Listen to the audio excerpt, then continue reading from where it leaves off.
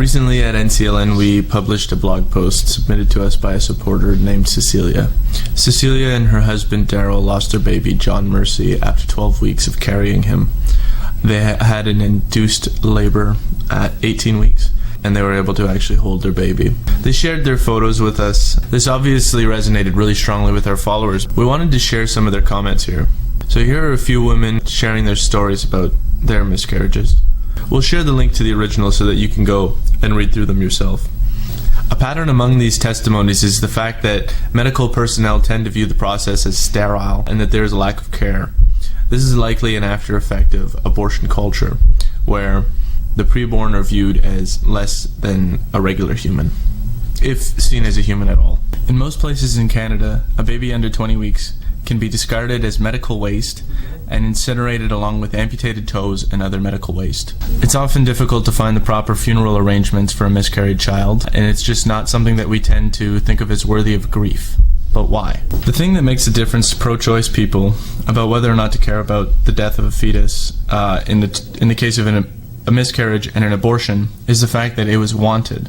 But in reality, this isn't a distinction. Humans don't have extrinsic value that depends on other people's care for us. Humans have intrinsic value. If someone's value as a person is contingent on other people's hopes and cares for them, then you don't really love that person or respect their existence. You can't truly respect the gravity of a human life unless you grasp that life fully.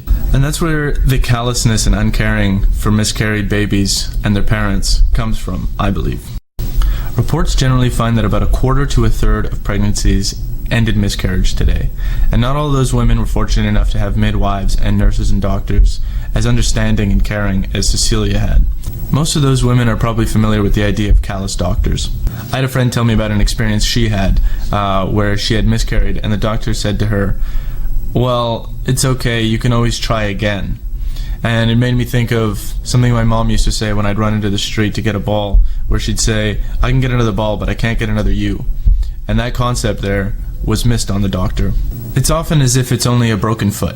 Your emotional trauma isn't recognized, and it's very rare to be offered counseling. It's not seen as a parent losing their child, but simply failing to birth one. All this given, the typical person can feel grief for a miscarried child and the parents who had that miscarriage. And that feeling that they have for that miscarried child is the same feeling that we have for an aborted child. And if we can just tap into that feeling, then perhaps we can crack away at some of the moral hardness that a pro-abortionist world and culture and person has for the preborn child.